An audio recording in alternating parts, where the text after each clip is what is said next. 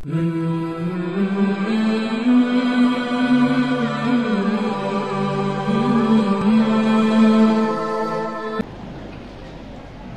saat kolbu dihadapkan, dia menghadap kepada nama yang punya Ka'bah. Siapa yang punya Ka'bah? Allah. Maka namanya Allah. Maka apabila seseorang hendak menghadap kepada Rabbul Ka'bah, setelah badannya menghadap, kolbunya juga harus menghadap. Ini cara sholat. Kolbunya dihadapkan kepada nama yang punya Ka'bah. Bagaimana caranya? Disitulah pentingnya bimbingan zikir talqin dari guru, supaya nama Allah masuk ke dalam kolbu. Ya. Maka disebutlah nama Allah. Lafaz Allah itu jika benar dia tulus, kolbunya tulus, nggak mesti suci. Saya sangat tidak percaya ada hati yang benar-benar suci. Nggak percaya. Hatta Nabi Muhammad merasa dirinya tidak suci. Beliau mengatakan, innahu la yughanu ala qalbi. Sesungguhnya kolbuku ada ghainnya. Ghain itu cahaya. Tapi bagi seorang nabi, kolbu tertutup cahaya itu sudah masih dianggap masalah. Sedangkan kolbu kita ditutupi oleh kegelapan, lebih masalah lagi. Lebih masalah lagi. Nah, ini tahapan paling penting ketika orang hendak sholat. Jadi kolbunya harus menghadap kepada sang pemilik kolbu. Siapa yang memiliki kolbu? Allah. Supaya kolbunya nggak lari kemana-mana. Ya. Kenapa kolbu itu bergerak liar? Karena dia tidak mendekat kepada yang menggerakkan. Yang menggerakkan kolbu Allah. Semakin orang mendekat kepada Allah, semakin kolbunya tenang. Menjauh semakin begini. Ini rumusnya. Jadi kenapa kolbu kita berubah-ubah? Karena kita menjauh dari yang membolak-balik kolbu.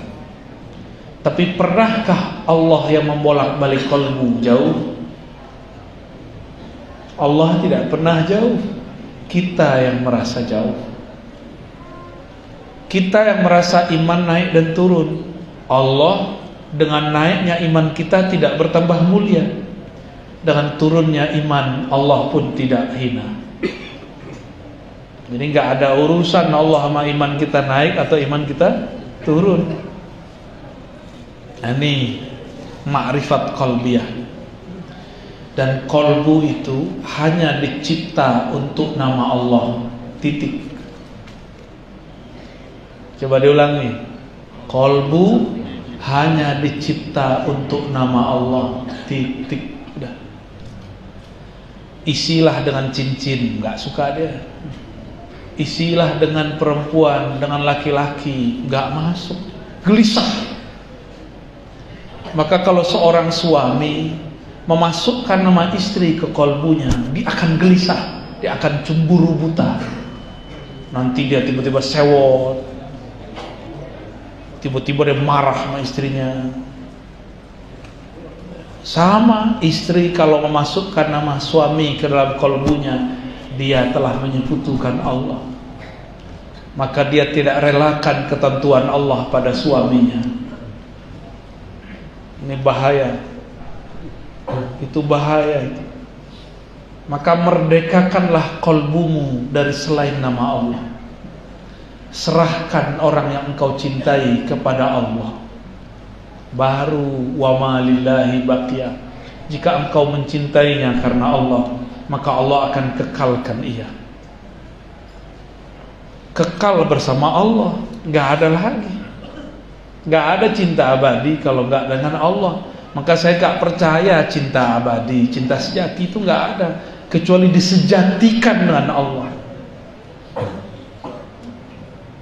Allah lah yang maha sejati. Sejati itu bahasa Arabnya hak. Maka terjemahan al-haq yang maha sejati. Hanya dia yang maha sejati. Hanya dia yang berhak bertahta di dalam hati. Guru pun tidak boleh nyantol di dalam kolbu. Guru hanyalah pintu ke dalam hati. Maka jangan masukkan nama guru ke dalam hati. Nanti gurunya dijemput Allah, stres. Banyaklah murid-murid salik-salik, stres gurunya mati karena kolbunya dipenuhi nama gurunya. Kolbu ada qalibu. Qalib, luarnya kolbu, itu boleh diisi nama guru, hanya jadi pintu. Maka kita bertawassul dengan menyebut guru. Ya Allah, kirimkan Fatihah kepada guruku tercinta. Jangan masukkan ke dalam hati. Murid-murid kalau terlalu memasukkan gurunya ke dalam hati, nanti dia akan mengatur gurunya. Nanti bagi dia guru itu harus versi dia. Nanti kalau dia belajar fikih, di fikih itu yang dia ambil fikih saklek, haram merokok. Nanti kelihatan gurunya ngerokok, dia bilang, masa guruku ngerokok, batal jadi guru. Emang dia boleh ngatur guru? Hah? Itu kalau udah masuk ke hati. Jangan masuk ke hati. Nanti kita suka ngatur-ngatur dia. Nanti kita menjadi musuhnya. Kita akan su'ul adab kepadanya. Guru, masa begitu? Itu su'ul adab namanya. Nanti gurunya masih monogami. Kalau gurunya poligami, ngomong lagi, guru saya pengumbar syahwat. Nah, kalau begitu Rasulullah pengumbar syahwat dong. Tidak ada urusannya orang nikah dan tidak menikah dengan dia umbar syahwat. Banyak orang gak menikah mengumbar syahwat. Banyak. Jangan cuma karena guru kita menikah lagi, kita kemudian meninggalkan guru. Berarti nama guru di hati. Cukup di pintu hati, jangan dimasukkan. Ya, inilah orang gagal berguru. Ya, dia gagal berguru, apalagi ibu-ibu nih, hati-hati. Jangan pernah masukkan nama guru ke hati, cukup di pintu hati. Maka ketika sang pintu berubah-ubah, ketika ditutup dibuka, nggak ada masalah. Catnya diganti, nggak ada masalah. Ya, supaya kita tulusnya hanya kepada Allah. Tadi rumusnya apa? Kaedahnya apa? Hati hanya dicipta untuk nama Allah. Maka mencintai guru hanya karena Allah, bukan karena menurut saya itu guru, menurut kamu berarti kamu berguru dengan nafsumu. Buya, Ustadz, Kiai, guru, pemahaman guru sama dengan pemahaman saya. Emang kalau nggak sama kamu berhenti berguru? Sudah, pergi sana. Ya. Apa kita mengatur guru? Emang kalau guru nggak sesuai paham kita, kita tinggalkan?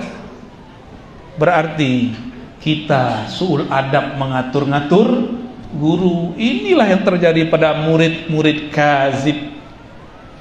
Ada dua jenis murid. Murid yang hatinya kazib, hatinya bohong. Guru menghantarkan dia kepada Allah, dia malah berhenti pada gurunya. Diatur-atur gurunya. Disitulah beberapa guru yang berhati belum kamil mukamil, lemah. Akhirnya ceramah ikut selera jamaah. Terjadi, udah banyak terjadi. Akhirnya mursyid ikut selera orang-orang yang nguntit kepadanya. Akhirnya guru tidak punya pendirian, yang penting jamaah senang. Itu sama dengan orang dagang bisnis. Yang penting konsumen enak, tenang. Yang penting tetap diundang. Yang penting ilmunya dibeli terus. Nauzubillah min dzalik. Ya. Wa ma lillahi baqiyah. Yang karena Allah pasti kekal. Bapak sayang sama istri nggak? Karena dia cantik atau karena melihat ada keindahan Allah pada dirinya? Nah, kayaknya pertanyaan ini baru sadar hari ini. Kalau karena dia cantik, mata kita bisa ngelihat yang lebih cantik. Ini bukan berarti apa-apa ya. Gimana Pak? Yang pertama.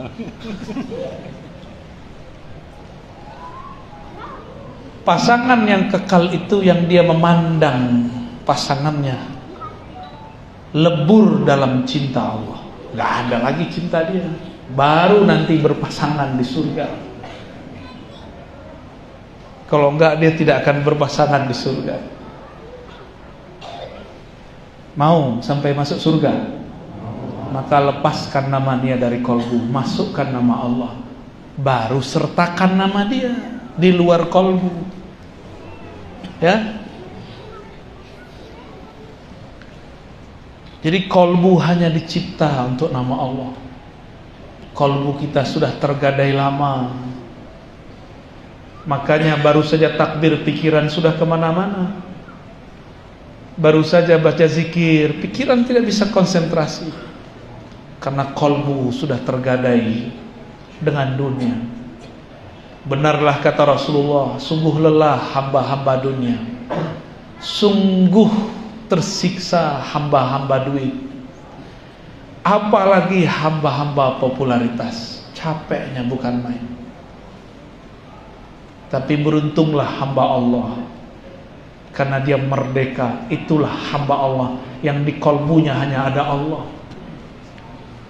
Itulah syair yang dulu orang baca, ma fi qalbi ghairullah. Tidak ada di kolbu kecuali Allah. Itu baru benar. Maka mulai siang ini, mulai duha ini, mulailah berlatih. Sebutlah nama Allah di kolbu. Kolbu saya keras, gak apa-apa. Nama Allah itu lebih keras. Tapi satu yang keras, jangan dilawan keras, lawan dengan kelembutan. Tapi rutin. Betapa Allah menciptakan ayat-ayatnya. Ayat-ayat yang tercipta, ada ayat-ayat yang dikalamkan. Ayat yang dikalamkan tidak dicipta. Ayat yang terlihat itu ayat yang dicipta. Ketika kita melihat batu yang keras, setiap hari kena tetes, berlobang, maka ukirlah nama Allah di dalam qalbu. Itulah makna daripada surat Al-Muzammil. Wazkurisma rabbika wa tabattal ilaihi tabtila. Sebutlah nama Allah, Rabbmu, penciptamu, wa tabattal, rajin-rajin, itu maknanya. Sungguh-sungguh, jangan hari ini zikir, besok tidak zikir. Setiap hari, sampai namanya terukir di dalam kolbu. Jika namanya terukir, memancarlah cahaya. Beberapa orang melihat namanya, itu biasa, jangan merasa spesial. Kita tidak menyembah huruf, kita tidak menyembah nama. Yang kita sembah yang punya nama. Ini pun harus diingatkan. Banyak orang yang menyembah nama, yang menyembah huruf, maka dia bayangkan ada lafaz alif lam lam ha yang dia sembah. Ini juga tidak tepat. Yang kita sembah yang punya nama. Jadi mulai sebut nama Allah di kalbu. Ya, wazkurisma rabbik. Dalam Al-Qur'an dikatakan wazkur rabbaka fi nafsi. Surah Al-A'raf. Sebutlah Rabbmu di dalam nafsmu. Ini level bawah. Yang tadi level tinggi, langsung di kolbu. Sekarang nafs. Nafs ini dibagi. Nafs hakiki, kolbu dan ruh. nafs yang tidak hakiki, badan dan jiwa. Orang mati berpulang badannya, tersiksa jiwanya. Tapi jika di kolbunya ada nama Allah, maka dia sungguh bahagia. Dia akan dipulangkan kepada yang punya nama, Allah Subhanahu wa ta'ala.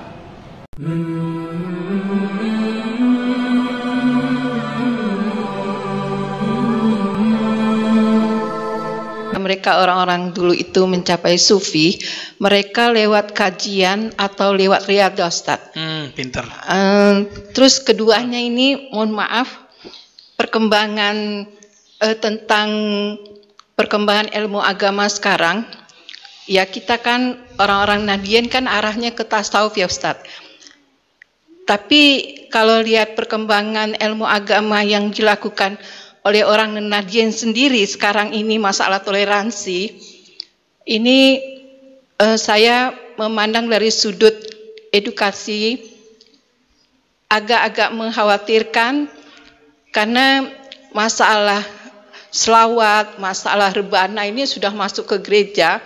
Yang paling mengerikan waktu azan itu di dalam gereja, ini video yang berkembang ya, di dalam gereja itu ada yang azan tapi semuanya ada yang pakai jilbab, ada yang enggak. Ya. Itu enggak ada yang sholat, mereka hanya nunggu khutbah. Ini apa perkembangannya Syiah atau orang-orang Nahdiyin ini? Afwan Ustadz, ana enggak paham. Mohon maaf, itu pertanyaan yang kedua. Mohon maaf Ustadz. Iya. Yang penting sebenarnya yang pertama, yang kedua itu urusan apa, opini-opini yang sedang dibuat untuk menghancurkan NU. Saya mohon maaf Ibu, saya bukan orang NU, ya. Oke, tolong diluruskan. Tapi saya mencintai NU karena saya punya guru banyak orang NU. Dan nama saya diambil dari pendiri NU. Ayah saya cerita, namamu dari Hadratus Syekh Hasyim Asy'ari. Dan sanad keilmuan hadis saya beberapa ada yang dari jalur NU, ada yang jalur yang lain, ya. NU emang ada agenda untuk menghancurkannya. Kenapa? NU dan Muhammadiyah itu dua sayap Indonesia. Satu patah Pak, tunggu, negeri kita konflik terus. Konflik terus. Maka dihancurkan mulai dari luar atau di dalam. Dari dalam ya dimunculkan pemahaman yang gak benar, dari luar diserang seperti tadi. Masih ingat kemarin tahun-tahun lalu karena ada persoalan politik, kemudian orang NU diidentikan dengan Islam Nusantara, ya kan? Akhirnya orang benci sama NU Pak. NU Nusantara. Emang masalah Islam Nusantara? Tergantung definisinya. Jika definisinya Islam yang dibuat oleh orang Nusantara, yaitu bid'ah. Tapi kalau Islam di Nusantara, maka itu guru saya Kiai Ali Mustafa Yakub juga nggak masalahin. Tergantung definisi. Kita tanya ke orang NU, definisi ente apa? Ternyata Islam Nusantara itu definisi pembuat istilah itu, Kiai Ma'ruf Amin, ya. Apa katanya?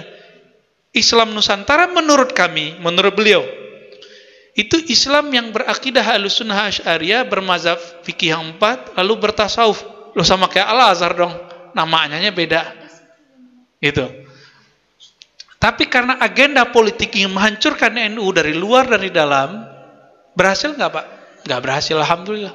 Karena banyak wali-wali Allah yang mastur di Jawa, banyak wali-wali Allah yang mastur di Banten, di Cirebon, di Betawi, banyak Pak. Dan mereka mendoakan NU, Nahdlatul Ulama. Ya. Apakah yang lebih dahulu? Manakah yang lebih dahulu untuk mencapai ma'rifat sufi itu? Apakah riyadhah dulu atau apa tadi? Riyadhah atau ma'rifat gitu ya? Ya. Kita dibandingkan umat terdahulu umurnya pendek atau panjang? Pendek. Umat terdahulu ada yang ibadah 500 tahun, itu masuk surga kata Allah dengan rahmatku. Dia merasa dengan amalku. Ditolak oleh Allah. Mau dimasukin ke neraka, dia minta-minta, ya Allah, ya udah masukin saya dengan rahmat. Ada orang gak punya amalan, maksiat semua, jadi lembaran hisapnya itu maksiat semua. Udah mau digiring oleh malaikat neraka, tiba-tiba Allah bertitah, buka dadanya, ternyata ma'rifatullah ada di dalam kalbunya. Allah, Allah, Allah, la ilaha illallah. Di riwayat Imam At-Tirmizi, la ilaha illallah di kalbunya. Di riwayat Imam Al-Baihaqi, Allah, Allah, Allah. Digabung duanya Pak, isinya ma'rifatullah, mengenal Allah.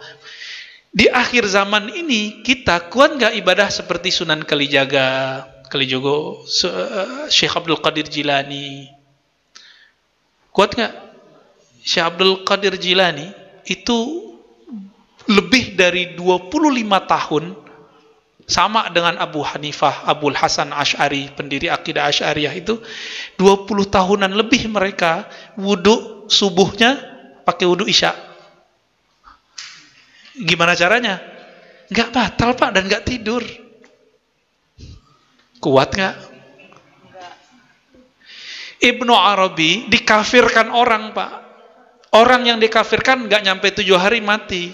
Datang dia ke sana, dia takziah, dia bacakan la ilaha illallah 70.000 kali, dia hadiahkan untuk orang yang mengkafirkan dia. Sanggup nggak? Kita disentil dikit marah-marah, ya. Bener nggak? Kita kritik imamnya dia marah-marah, nggak sanggup kita. Maka di akhir zaman ini dibaliklah, ada ijtihad baru. Thariqat itu jangan klasik lagi, jangan kaku lagi. Mulai dari ma'rifatullah, baru turun ke ilmu hakikat, baru turun ke ilmu thariqat, baru turun ke ilmu syariat. Tetap kita jalanin syariat, kita berthariqat, kita belajar ilmu hakikat. Tapi yang kita mulai belajarnya apa? Ma'rifatullah. Kenali dulu yang disembah, baru sembah dia. Ilmunya kan sudah ditulis oleh mereka yang dulu ibadah puluhan tahun, ditulis Pak di kitabnya, dan diijazahkan ke murid-muridnya. Itu tinggal kita kaji.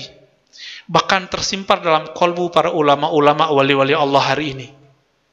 Nah, kita ambil ilmu mereka dari kolbu mereka, dari kitab mereka, baru kita beramal. Nanti hasilnya gimana Pak? 2 rakaat orang bermakrifat, itu lebih afdol daripada 1000 rakaat orang jahil. Tapi ahli ibadah, kan begitu di hadisnya. Ya, orang alim sholat, orang alim tidur. Di sini juga ada. Kata beliau, orang arif jika tidur itu lebih afdol daripada orang yang jahil sholat. Ada di sini.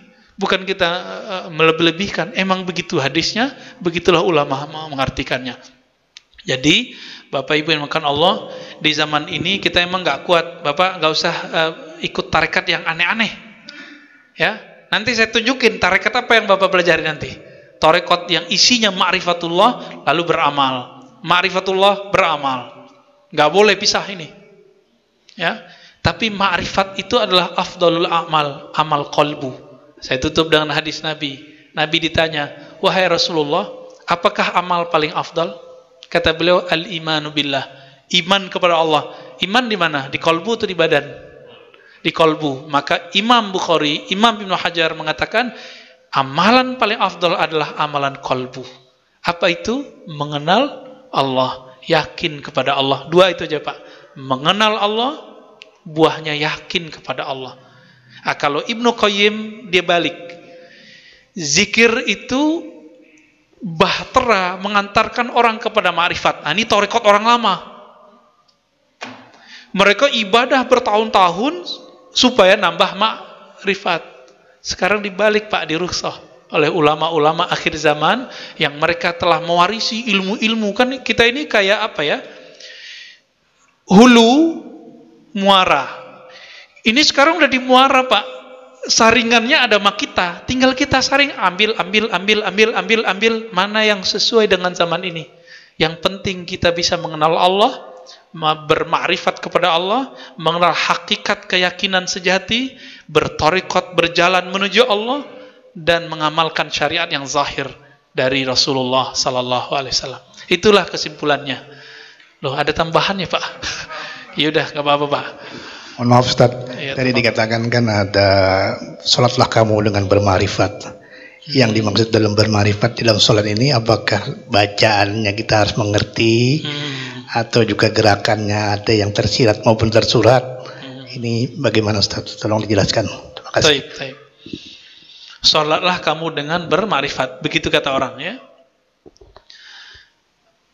Kalau kata Nabi nggak begitu Pak. Sallu kama ra'aitumuni usolli. Sholatlah kamu seperti kamu melihat aku sholat. Kata Imam Nawawi, nggak sanggup kamu sholat seperti Nabi sholat. Maka Nabi ngomong, sesebatas yang kamu lihat deh gitu. Kita ngelihat Nabi sholat nggak? Enggak, yang kita lihat siapa? Guru kita sholat. Bapak ngelihat fisiknya apa kolbunya? Baru fisiknya, karena belum punya ilmu kolbu. Ya, besok kan mulai trial tuh belajar ilmu zikir sama Ustaz Rusdi. Nanti saya beri juga beberapa. Biar dialah belajar zikirnya, nanti kita tebar dikit-dikit ilmu ma'rifatnya insya Allah. Ilmu ma'rifat itu Pak, membuat 4 rakaat terasa 1 rakaat. Itu ciri-cirinya. Membuat Bapak rindu duduk di masjid ini. Itu ma'rifat, karena ma'rifat itu fiha lazzah. Di dalamnya ada lezat, seperti orang yang jatuh cinta pengen ketemu terus. Itu dia ma'rifat. Kalau Bapak sudah dapat tuh ilmu, nanti kita kecanduan. Jadi apa istilahnya? Kayak addiction tapi positif gitu. Kecanduan agama. Kecanduan ibadah nikmat. Nanti kata Nabi apa? Walaupun hadisnya dhaif tapi dia naik menjadi hasan li ghairihi. Uzkurullah hatta yaqulu ya, hatta yaqulul munafiqun muraun. Berzikirlah kamu sebanyak-banyaknya sehingga orang munafik mengatakan kamu ente gila. Orang jam segitu kerja ente malah zikir. Itu dia ya. Ya coba aja sendiri Pak. Kita makanya lebih afdol ngaji. Bapak kalau ngaji ba'da subuh tahu-tahu udah syuruk. Ya kan? Tapi Bapak coba sendiri duduk. Baru 15 menit nyot di kaki. Tapi aneh, kok kalau ngaji nggak kesemutan Pak kakinya? Benar nggak? Karena kita nggak sadar gerak begitu aja. Asik di kepala, menerima, di kolbu itu dia menyerap, di ruhani dia girang. Karena dia mendekat kepada sang kekasih hakiki. Saya kalau membahas itu bisa mewek-mewek Pak, nanti aja. Ya.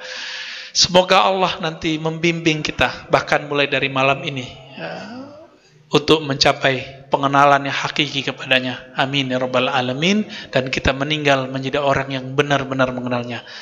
Itulah makna dari haqqa tuqatih. Engkau benar-benar mengenal Allah subhanahu wa ta'ala. Subhanakallahumma wa bihamdika asyhadu an la ilaha illa anta astaghfiruka wa atubu ilaik. Wa sallallahu ala sayyidina Muhammad walhamdulillahi rabbil alamin. Assalamualaikum warahmatullahi wabarakatuh.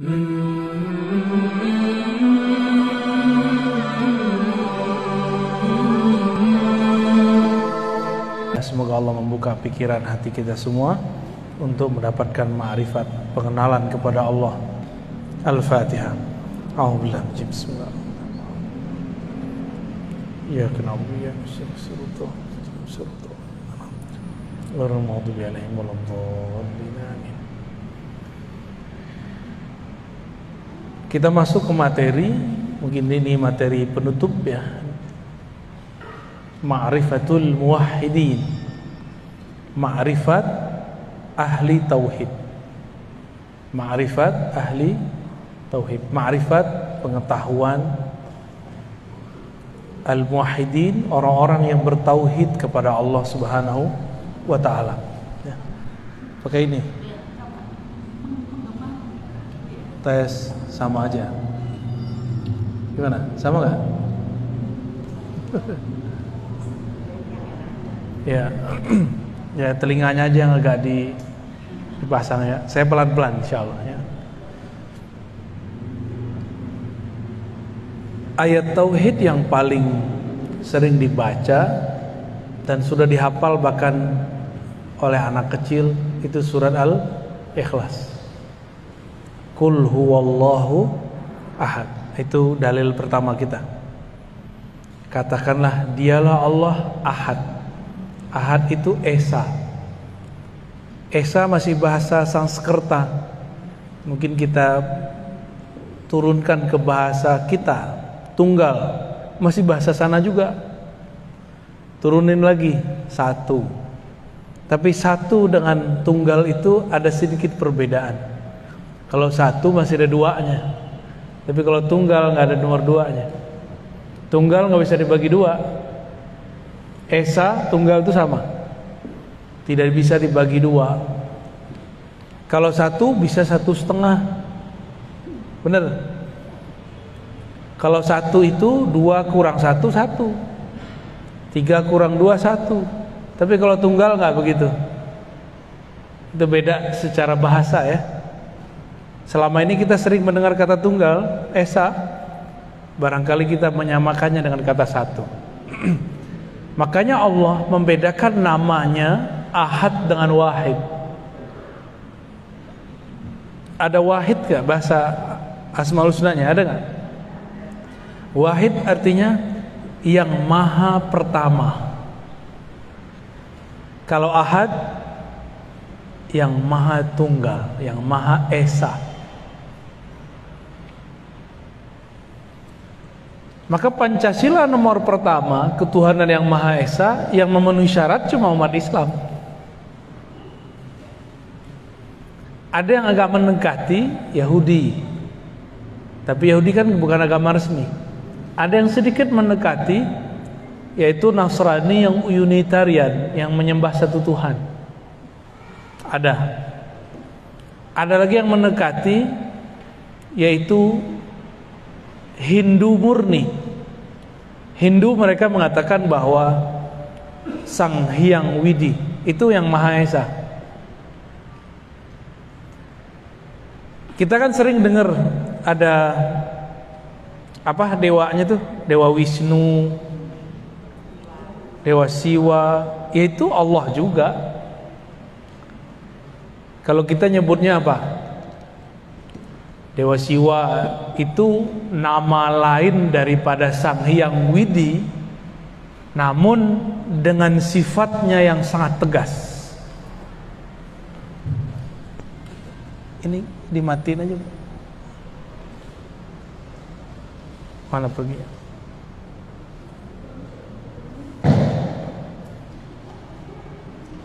Ya. Jadi saya ngobrol dengan teman-teman yang Hindu Bali ya, saya nggak tahu kalau Hindu yang di apa namanya India sana saya nggak ngerti. Ya.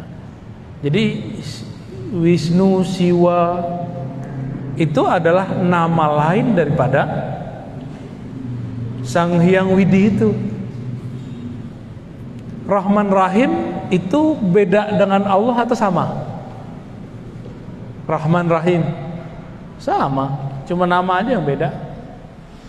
Namun kemudian barangkali di kalangan awam mereka, jadi ada pendeta-pendeta awamnya memvisualkan Wisnu, Siwa itu sosok yang berbeda dengan Sang Hyang Widi, ya.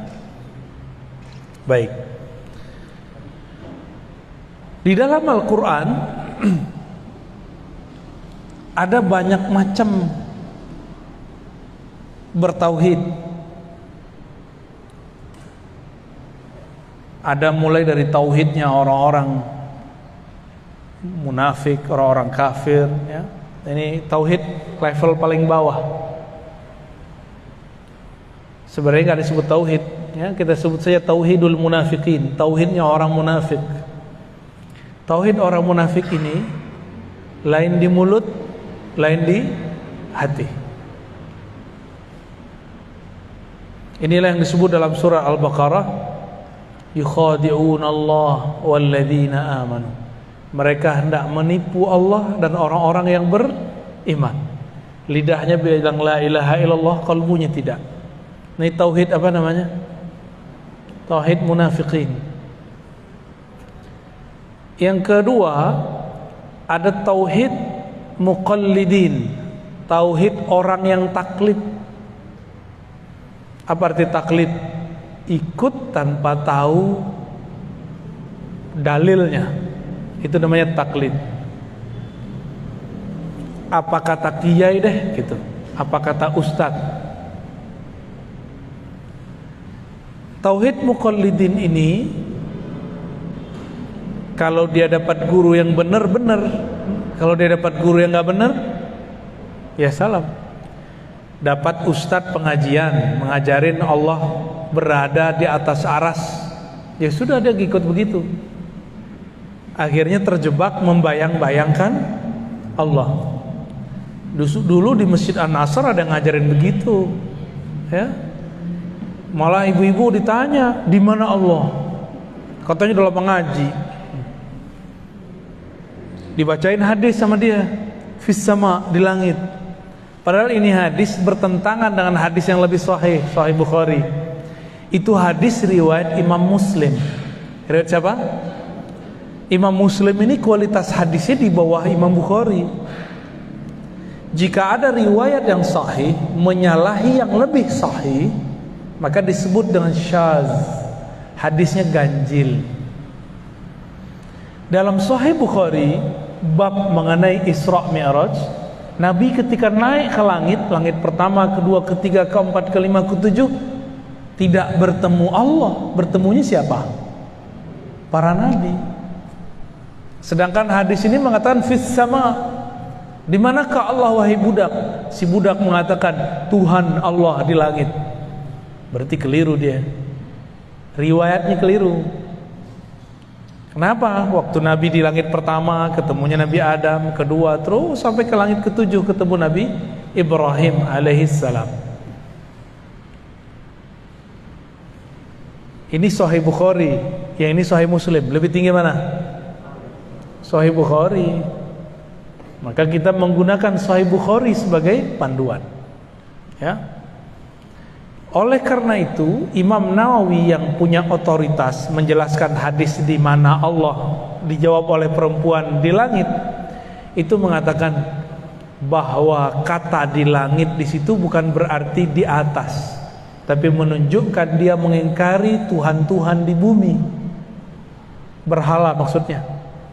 Yang diakui cuma Allah Subhanahu wa ta'ala. Baik. Ini tauhid apa yang tadi? Yang kedua, tauhid muqallidin. Tauhidnya orang-orang yang taklid. Apa arti taklid? Ikut tanpa mengetahui dalil atau hujjah.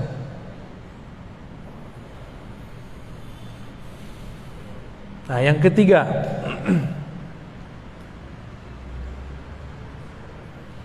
yang ketiga ini dalil uqala atau ulul absar. Dalil orang-orang berakal. Dalil orang-orang berakal. Tauhidnya orang berakal. Tauhidnya orang berakal, dalil itu bukan ayat sekian nomor sekian bagi dia, tapi masuk dalam pikiran dia maka diterima. Ini orang-orang yang berakal, ini lumayan tinggi nih. Kebanyakan orang beriman di sini atau di nomor dua tadi. Tauhid al-uqala, tauhid orang berakal. Dia mengenal Allah dengan akalnya. Tapi perlu diingat, akal itu dia punya karakter. Apa karakter akal? Dua aja. Menerima, menolak. Inilah yang rumit. Kenapa rumit? Lafaz tauhid itu la ilaha illallah. Itu lafaz tauhid. Coba lihat. Ya, surat Muhammad ayat 19. Fa'lam annahu la ilaha illallah. Ketahuilah bahwasannya la ilaha. La ilaha artinya tiada Tuhan. Itu namanya menolak. Illallah, kecuali, itu namanya menerima. Bahasa Arab menolak itu nafi. Kalau menerima, menetapkan, bahasa Arabnya isbat. La ilaha nafi, illallah isbat. Coba pakai bahasa Indonesia tadi. La ilaha menolak semua Tuhan. Kebayang Tuhan apa aja buang. Wah, bukan Tuhan saya, bukan Tuhan saya, bukan Tuhan saya. Tuhan itu bukan berarti sesuatu yang kita sembah-sembah aja, bukan. Yang kita yakini menyembuhkan, yang ngasih rezeki, itu disebut Tuhan. Kalau terbersit dalam hati, yang menyegarkan itu air. Nih saya minum nih, lalu saya meyakini yang menyegarkan air, berarti sudah nambah Tuhannya. Jadi kita minum tapi tidak meyakini air yang menyegarkan. Allah lah yang menciptakan kesegaran di dalam itu. Gitu. Minum obat. Ada nggak orang minum obat nggak sembuh-sembuh? Ada, banyak. Nih depan saya banyak yang minum obat nggak sembuh-sembuh. Bener. Ini umur-umuran ibu-ibu ini kan, bapak-bapak ini sudah umur-umur ya sisa-sisa sehat, banyak sakitnya. Ya. Bener ya. Penyakit itu ada di darah, Bapak Ibu. Nabi diperintahkan oleh Allah ketika naik ke langit ketujuh, apa kata Allah lewat Sayyidina Jibril, sampaikan ke umatmu, berbekamlah kalian. Maka ibu berbekam ya, mumpung masih ada darahnya. Ntar udah meninggal udah gak ada. Yang dibuang kan darah kotor. Oh sakit itu kan fisiknya. Nanti enaknya panjang. Bangun tidur pada berat nggak punggungnya? Kebanyakan. Ya itu ciri-ciri darahnya nggak bener itu. Sama dokter kan main kasih obat aja, obat pencair darah. Ini berbahaya ibu kalau keseringan. Kurangi dulu obat itu, baru berbekam. Nabi ngobatin tanpa obat, dibuang darahnya. Itu nggak bisa diapa-apain tuh darah. Caranya dikeluarin, udah gitu aja, nggak bisa lagi. Ada dua perbedaan dalam Tibbun Nabawi itu. Ada pengobatan membuang darah kotor, ada mengeluarkan darah seger. Darah seger namanya fasdu. Apa namanya? Cuma sampai sekarang saya pun belum berani. Mirip-mirip kayak donor darah, tapi ini dibuang aja, set, keluar, muncrat. Ya, kalau ada yang suka donor aja boleh. Ya. Tapi kalau saya sampai sekarang belum berani Bu yang fasdu. Yang masih saya kerjakan apa? Bekam. Imam Ahmad bin Hambal setiap kali kepalanya pusing dia bekam. Bagian belakang ya. Kalau di sini pusing, ini nggak bisa. Bagian sini pusing kayaknya dompetnya kurang tuh. Tapi kalau bagian belakang, kiri, kanan ya, kiri kanan, punggung, Allah itu menetapkannya, kesehatannya dibuang darahnya. Harus rutin, jangan sesekali. Nah, tapi biasanya kita dikasih obat. Banyak orang minum obat tidak sembuh-sembuh. Kenapa? Karena kesembuhan itu dari Allah Subhanahu wa ta'ala. Sekali terbersit dalam pikiran saya bahwa obat ini yang menyembuhkan, maka batal tauhidnya.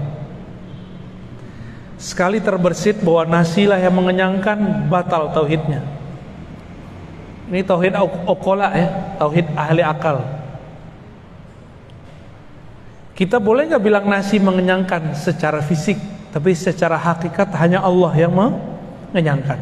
Secara zahir kita boleh bilang air menyegarkan, tapi secara akidah, hakikat, keyakinan hanya Allah lah yang menyegarkan. Kalau enggak, udah bertambah Tuhannya. Nah ini berbahaya ya. Bapak ibu mungkin sebagian, kalau yang ibu-ibu ini rezekinya lewat suami. Kalau bapak-bapak ini mungkin bekerja sendiri. Itu cuma asbab aja. Banyak kok orang kerja nggak dapat duit juga ada. Berarti rezeki bukan lewat itu. Ada orang yang dia udah capek-capek kerja di A, dapat rezekinya di B. Bener nggak? Itu banyak sekali. Udah daftar, nggak jebol-jebol. Tahu-tahu jadinya dia mandiri. Ya. Ini tauhid uqala, tauhid orang berakal. Dia pakai akal deh. Nah, maka orang ini kalau baca la ilaha Allah, akalnya yang main. La ilaha illallah, tiada yang menyembuhkan kecuali Allah, tiada yang berbuat kecuali Allah. Itu yang dia lihat. Tiada yang menyegarkan kecuali Allah. Tapi di sini belum jadi rasa, masih teori. Ini boleh kita sebut dengan tauhid orang yang masih berteori. Ya, yang nomor 3 ini. Yang nomor 4, nah ini sudah mulai masuk kepada kolbu. Saya menyebutnya tauhid muraqabah. Tauhid apa namanya? Muraqabah itu merasa dipandang oleh Allah yang Maha Esa, merasa diawasi, merasa diperhatikan gitu. Ini gimana caranya mencapai itu? Yang merasakan dipandang, diawasi itu bukan akal, tapi kolbu. Maka untuk mencapai rasa itu, mencapai tauhid ini, harus mengaktifkan zikir kolbunya. Dulu sebagian besar ibu-ibu sudah saya ajarin zikir ya, diamalin gak tuh? Iya, katanya mau belajar zikir, kita ajarin zikir gak diamalin. Ya, besok saya nggak ajarin lagi bu. Mahal itu bu zikirnya, saya dapatnya kemana-mana itu, bertahun-tahun saya ngamalin itu. Zikir kolbu, udah dikasih tekniknya, udah dikasih ini cara ngamalinnya, udah kita kasih fasilitas, nggak mau ngamalin juga, ya sudah, nggak akan pernah naik sampai kepada makom yang ke-4. Nah, nanti tanya sama Bunda Tina ya, ini kayak gimana zikir yang mana sih? Itu pasti nanya tuh, pada bengong. Dulu mewek-mewek dari zikir. Juga ada tuh di masjid Syuhada belakang, yang ke arah mana tuh?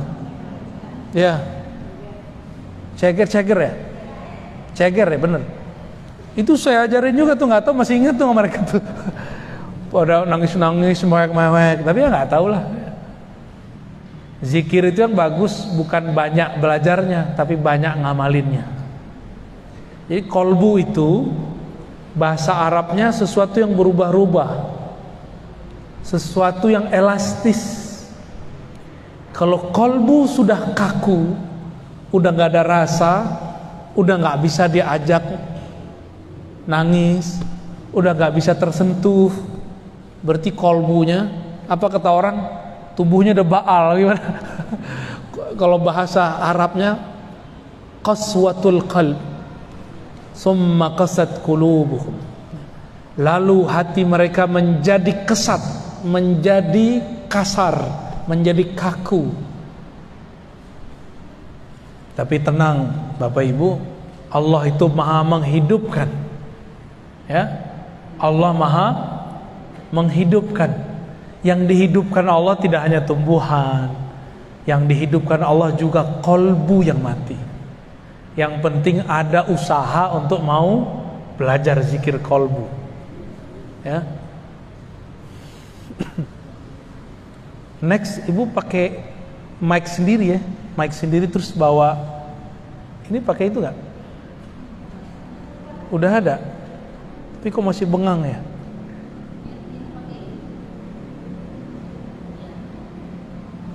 Coba bisa nggak tuh? Ya. Tes. Gimana? Keras. Ekonya dikurangin. Kita bukan lagi mau gedangdut.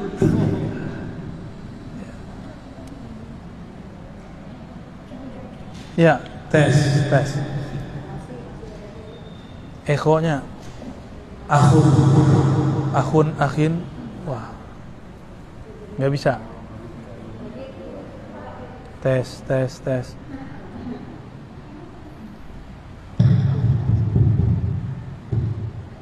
Bismillah. Ya, oke. Baik. Lebih jelas ya? Ya, biar sayanya juga nggak terlalu banyak ngeluarin suara. Energinya capek juga. Baik.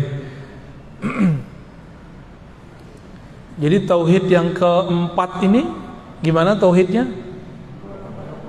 Tauhid muraqabah. Tauhid muraqabah di mana tempatnya? Kolbu.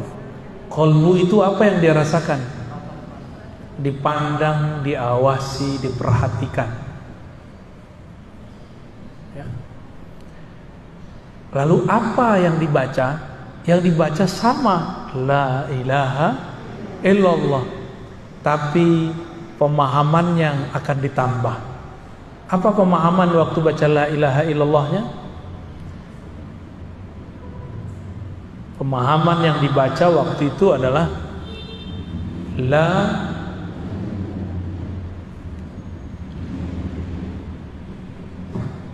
tidak ada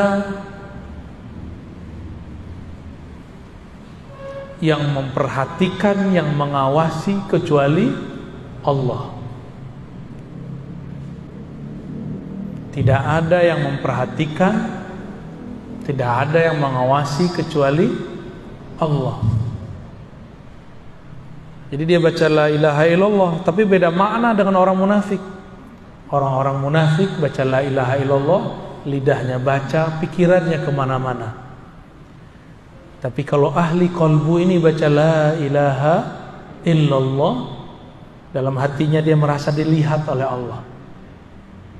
Lebih dulu merasa dilihat atau bacaannya yang lebih dulu? Bisa dua-duanya, Pak. Bagi yang belum ada rasa itu, baca aja dulu. Kita baca la ilaha illallah, tiada yang memperhatikan aku kecuali Allah. Ini zikir dapat menghancurkan riya. Ini zikir dapat menghabiskan sum'ah.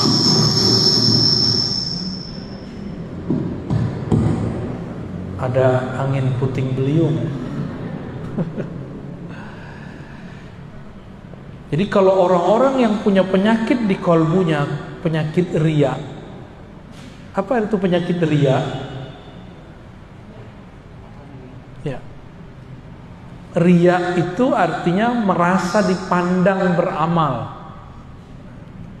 merasa dilihat beramal. Ya. Itu riya. Saya sudah sering bedakan antara riya dengan sombong.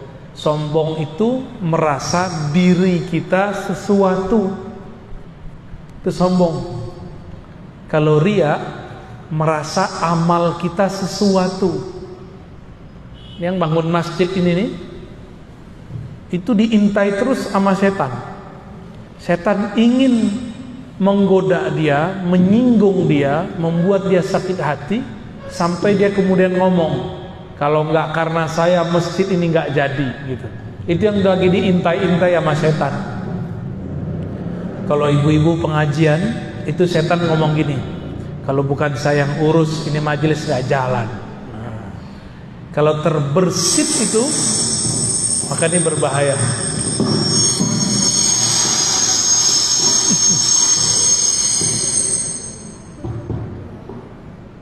Waduh, ada angin puting beliung berkali-kali nih. Baik.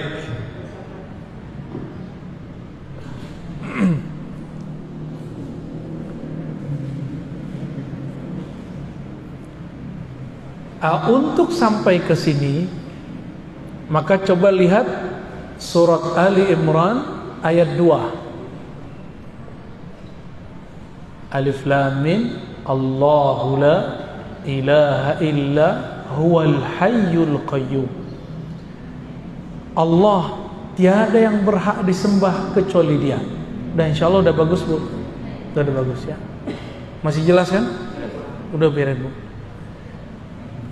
Coba perhatikan surat Ali Imran ayat 2. Allahu la ilaha illa hu. Ya, habis itu huwal hayyul qayyum ya.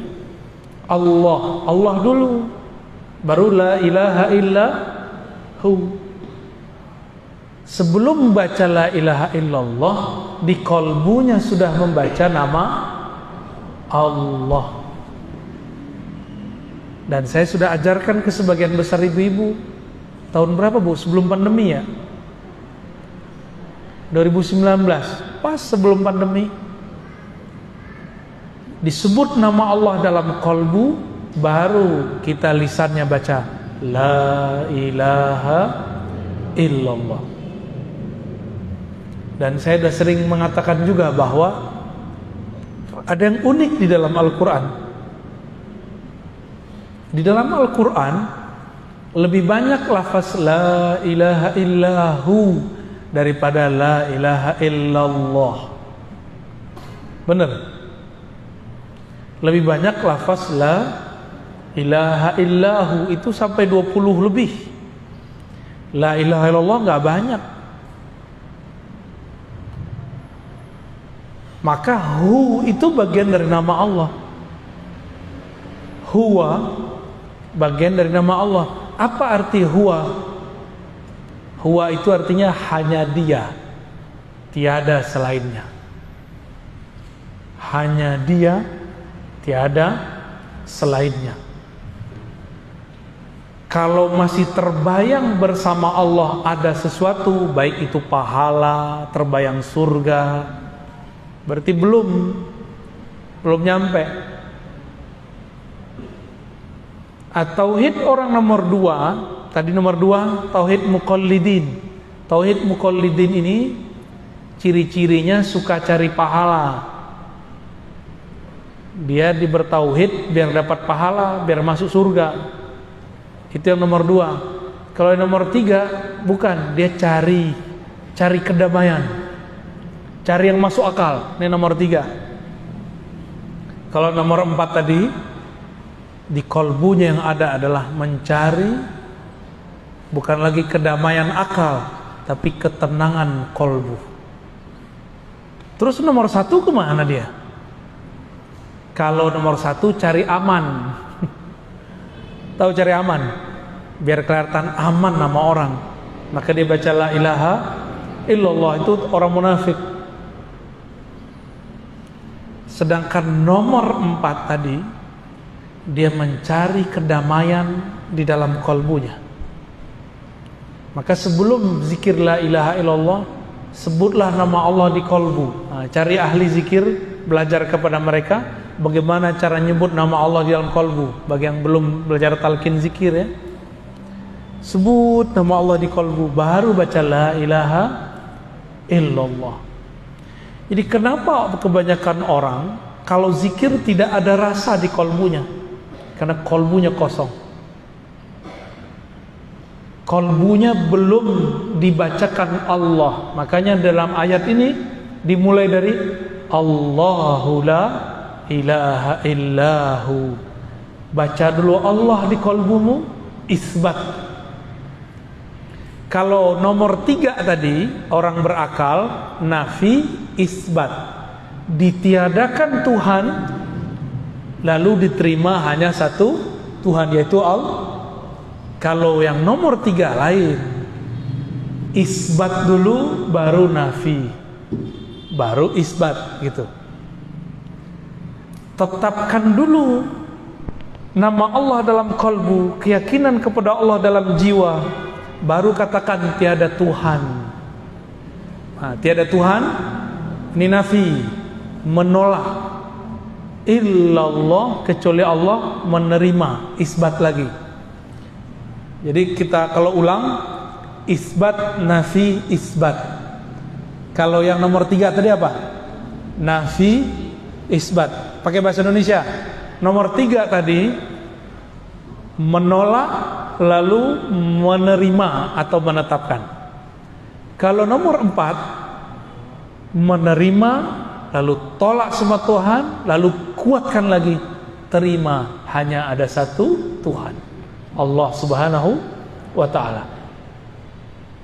Ustadz, Buya, Kiai, Syekh, kata orang, masa nyebut Tuhan? Kan gak boleh nyebut Tuhan. Saya mau tanya, mana dalil yang melarang menyebut kata Tuhan? Ada gak?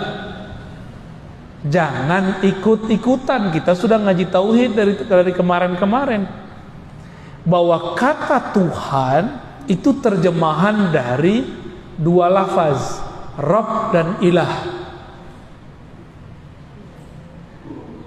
Namun karena bahasa kita ini punya kelemahan, Rabbul Alamin, itu berarti Tuhan yang bersifat mencipta, Sedangkan ilah berarti Tuhan yang bersifat disembah.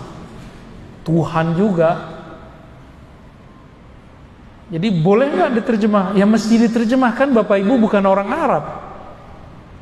Mukanya mungkin sebagian ada yang Arab, tapi Arab maklum. Ya, ajak ngomong bahasa Arab dikit bingung. Nggak usah sok-sokan Arabisasi. Terjemah aja. Kalau Arab, Arab aja. Kalau bahasa Arab, ayo ya kita jabanin. Tapi kan pusing nanti kalau menjelasin pakai bahasa Arab. Udah dijelasin pakai bahasa Indonesia aja pusing. Bener nggak? Ini maksudnya apa sih? Nafi, isbat. Isbat, nafi, isbat. Itu kan pusing kan? Ya. Itu baru beberapa istilah kita pakai. Ya. Jadi bolehkah menyebut kata Tuhan? Boleh. Oh Tuhan itu pimpinan para dewa. Mana kamusnya ngomong begitu? Ngomong pakai kamus. Jangan-jangan dia asal-asal sebut ya. Kalau bahasa Indonesia kamusnya KBBI, bukan Ustadz kamusnya. Itu namanya cocok logi. Kamus cocok logi. Enggak begitu cara kita beragama, berbahasa. Bahasa ikutin bahasanya, ya. Orang Nasrani, orang Yahudi nyebut Allah, kalau dia orang Arab Allah juga. Nyebut ilah sama ilah juga. Rob ya Rob juga. Kan itu bahasa Arab. Kalau orang kita ya dipermudah lah. Jangan diterjemah gini, tiada ilah selain Allah. Kalau anak alay diganti, ya elah. Kan jadi repot nanti. Jadi terjemah aja ya. Jadi bagaimana caranya? Ketika membaca la ilaha illallah, di kolbu sudah membaca nama Allah. Maka ayat ini dalil sebenarnya.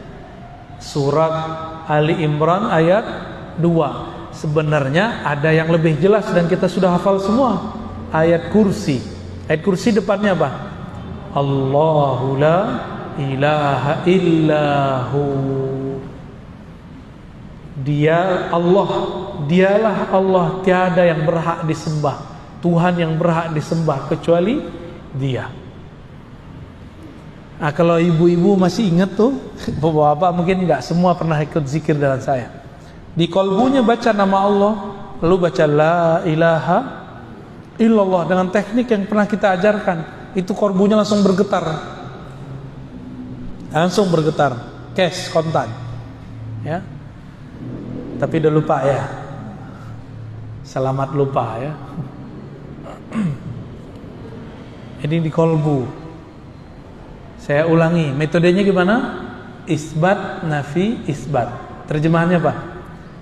Tetapkan nama Allah di kolbu, lalu tolak semua Tuhan, lalu ulangi menetapkan nama Allah.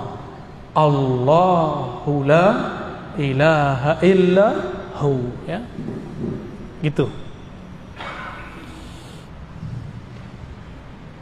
Ada metode yang mirip dalam 3 ayat terakhir surah Al-Hasyr. Al-Hasyr ayat 22. Depannya huwa. Huwallahul ladzi la ilaha illahu. Ini digabung huwa sama Allah. Huwallahul ladzi la ilaha illahu. Berarti huwa dan Allahnya digabung. Itu sebabnya ulama-ulama, guru-guru kami dulu itu ada yang mentalkinkan dipecah itu kalimat. Huwallah sendiri, la ilaha illahu sendiri, hu sendiri, Allah sendiri. Maka saya dulu waktu kecil saya belajar zikir hu Allah, itu ada zikirnya, ya. Hu Allah, ya. Dipecah lagi, hu sendiri, Allah sendiri, hu dia. Dipecah lagi, Allah. Kami dulu belajar itu satu-satu. Satu huwanya sendiri, Allahnya sendiri. Nanti ada lagi zikir ahad sendiri lagi, ahad. Kul huwallahu ahad. Ada lagi zikir as-samad, ya samad, ya samad, ya samad. Ada semua teknik itu. Cuma sayang, teknik-teknik ini sekarang dibid'ahkan oleh orang yang nggak mengerti. Padahal dulu sahabat-sahabat Nabi mereka ngambil teknik itu dari Rasulullah Sallallahu Alaihi Wasallam. Sayyidina Bilal waktu disiksa oleh tuannya, maka dia zikir ahad, ahad, ahad. Karena itu zikir harian dia. Kalau kita ingatnya kekasih ya, mana manggilnya gimana? Mas gitu ya. Mas, mas. Ya, meninggal baca nama emasnya ya. Kalau yang laki-laki nyebut nama perempuannya. Sebut nama Allah. Itu yang paling ini. Huwa itu ada filosofinya. Huwa itu adalah nama membebaskan pikiran dari selain Allah. Itu rahasia dari kata hu. Hu Allah. Hu itu membebaskan pikiran dari selain Allah. Jadi orang-orang yang penakut itu zikirnya hu Allah. Misalnya takut ada kuntilanak, gundurwo, baca aja itu di situ. Bersih tar tempat tuh. Otak dia juga bersih dari horor. Di mana-mana ada makhluk selain kita. Enggak hewan, enggak malaikat, enggak jin, ada. Satu jengkal di kita Bapak Ibu, ini udah ada malaikat. Sudah ada dimensi lain jin. Jadi kalau orang bilang rumah saya berpenghuni, ya iya, penghuninya kamu satu. Yang kedua, ada malaikatnya kalau di situ ada sholat zikir, ada silaturahim. Yang ketiga, ada jinnya. Kalau itu rumahnya muslim, maka jinnya muslim. Jin muslim tinggalnya di genteng Bu, atau di atap itu ditinggalnya. Kalau kita habis makan, tulang-tulang kita taruh, itu dimakan sama dia. Ya, kelihatan sama jin itu ada dagingnya. Jadi tidak benar kata teman saya, ruqyahnya tidak syar'i, ngakunya syar'i. Apa kata dia? Kalau jin itu makan asap. Asap apa? Asap menyan. Ya salam, itu mau fitnah jin itu. Itu jin kalau denger, udah keselnya banget tuh. Lah masa kita ini makan asap ya? Nggak ada jin makan asap ya? Pernah dengar nggak begitu? Nggak boleh pakai menyan. Lah di zaman dulu mana ada parfum misik namanya, orang dulu yang nyebutnya menyan, dibakar, sama kayak bahasa Arabnya bukhur. Bukhur kan dibakar juga, sama. Mungkin kita ngelihat ada orang Hindu Buddha atau orang-orang penyembah berhala bakar dupa. Dupa itu nggak ada urusannya sama jin atau enggak.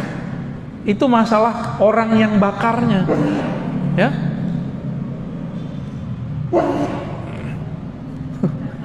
Udah bersin nih, kurang tidur Bu. Baik, ini baru nomor 4. Tauhid ahli qalbu. Kita sudah sebutkan maknanya, tempatnya di mana, bacaannya apa, caranya gimana. Tinggal ketemu mursyidnya aja ya. Tauhid qalbu ini adalah tangga ihsan paling bawah. Nabi mengatakan ihsan itu engkau beribadah seakan memandangnya, jika tidak maka merasa dipandangnya. Jadi nanti buahnya itu sholat kayak merasa diperhatiin. Tapi kalau belum, ya udah zikir yang Allah aja dulu, atau huwa Allah aja dulu, ya itu cukup kok. Naik lagi, apa nih zikirnya? Boleh disebut zikir mukhatabah, zikir dialog. Disebut tauhidnya tauhid musyahadah, tauhid memandang Allah Subhanahu wa ta'ala. Tauhid memandang Allah. Allah bisa dipandang nggak sama ini? Bisa dipandang dengan mata nggak Allah? Dengan akal? Enggak juga. Dengan kalbu? Enggak juga. Maka tidak ada namanya kolbu memandang Allah, itu nggak ada. Kolbu dipandang oleh Allah. Innallaha yanzuru ila qulubikum. Allah memandang ke dalam kolbumu, bukan kolbu memandang Allah. Ya. Lewat mana Allah memandang kolbu? Nah, ini yang disebut nanti tauhidnya, tauhid musyahadah. Ini ilmunya rahasia, tapi saya sebut saja. Sebut pembukaannya aja. Ini tempatnya pada ruh. Tempatnya ada pada ruh. Masih ingat ada ayat surat Zariyat, wa fi anfusikum afala tubsirun. Di dalam dirimu apakah engkau tidak memandang? Tauhid kolbu tadi yang nomor 4, dia merasa dipandang. Lewat mana dia dipandang? Lewat ruh. Ruh itulah yang memandang dia. Maka dia merasa diperhatikan. Ruh ini siapa yang memandangnya? Itulah Allah yang meniupkan ruh. Kita ini di dalam diri ini ada unsur selain tubuh ini. Saya sudah buat kajian ini berjilid-jilid, ya, dan berulang-ulang. Surat Shad ayat 72, surat Al-Hijr ayat 27, surat Sajadah ayat 7 sampai 9. Intinya sama. Allah mengatakan, aku ciptakan tubuh jasad manusia dari tanah. Setelah tubuh jasadnya sempurna, maka aku tiupkan rohku. Maka Allah membedakan antara mencipta dengan meniupkan. Tubuh kita ini dicipta, tapi ruh kita ditiup. Bagaimana cara Allah meniup? Allah yang maha tahu. Ruh yang ditiupkan itulah yang dapat izin memandangnya. Karena ruh itu adalah tiupan dari dia juga. Hanya dialah yang bisa memandangnya. Maka Allah pinjamkan kepada ruh itu kembali cara memandang Allah. Nah, jika ruh kita memandang Allah, disebut dengan tauhid rububiyah. Ini beda dengan rububiyah kelompok sebelah, ya. Beda, Bapak Ibu. Tauhid apa namanya? Jika ruh kita memandang kepada Allah, disebut tauhid apa? Rububiyah. Apa artinya? Memandang peran Allah dalam keragaman alam semesta. Apa tauhid rububiyah? Memandang peran, tambahin, memandang peran keesaan Allah dalam keragaman alam semesta. Ngerti nggak maksudnya itu?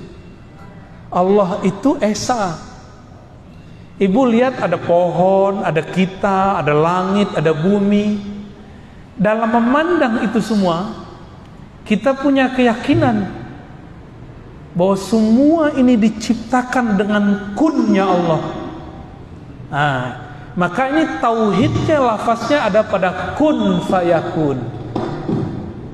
Ya, apa lafaz tauhidnya? Kun fayakun. Kalau diurai jadi la ilaha illallah, la ilaha illallah, apa maknanya? La qudrata wa la iradata illallah. Itu cara ngurainya. Tiada kudrat, tiada iradat, tiada kuasa, tiada kehendak, kecuali semuanya adalah kehendak dan kuasa Allah Subhanahu wa ta'ala. Ini nama tauhidnya apa? Tauhid rububiyah.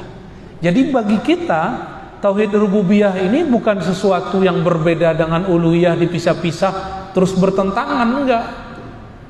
Rububiyah ini satu paket dengan uluhiyah. Ini cuma beda makom. Oleh kelompok sebelah beda. Bagi mereka tauhid rububiyah itu tauhidnya orang musyrik.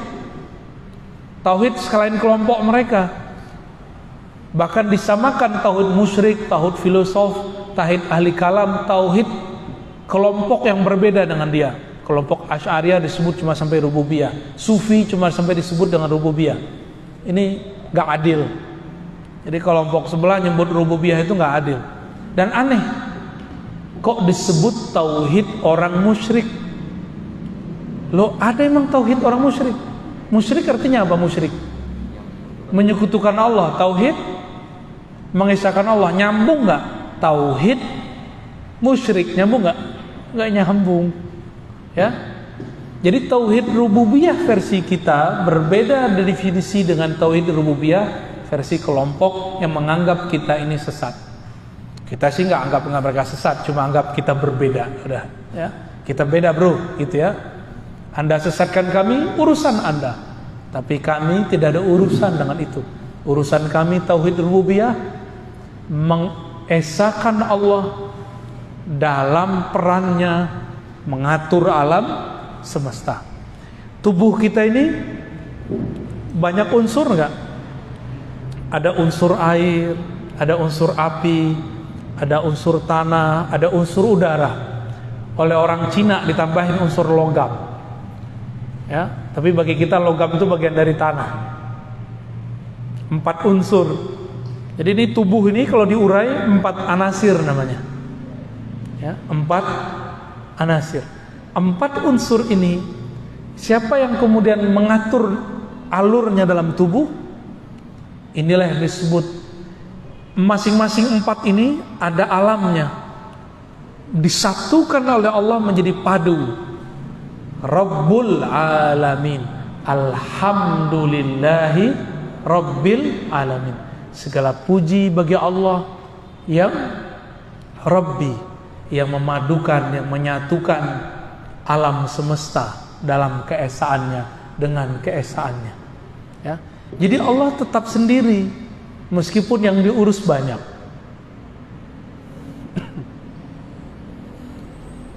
Itu tauhid apa tadi? Tauhid rububiyah. Maka orang ini dia memandang apa aja, di situ dia melihat peran Allah. Itu. Dia lihat dirinya, lihat satu helai rambut di badannya, yang dia pandang adalah Allah Subhanahu wa ta'ala. Terus ada yang lebih tinggi.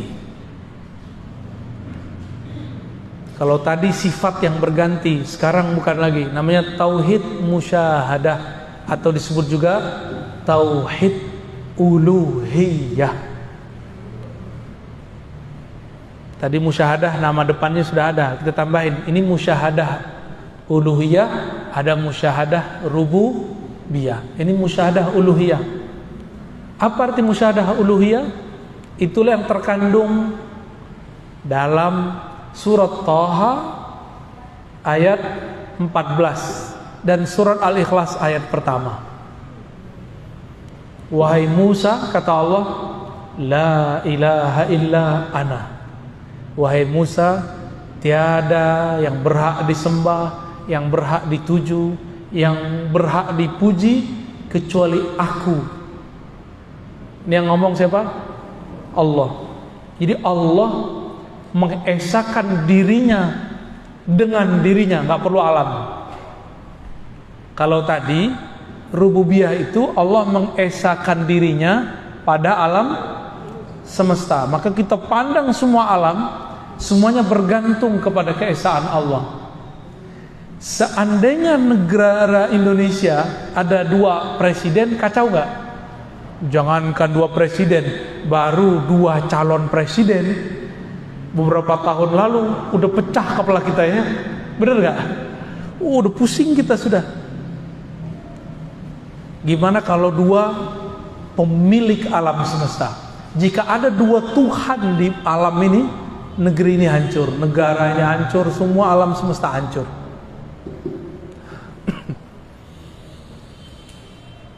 Tauhid musyahadah uluhiyah ini, Allah memandang keesaannya di dalam dirinya, di dalam zatnya.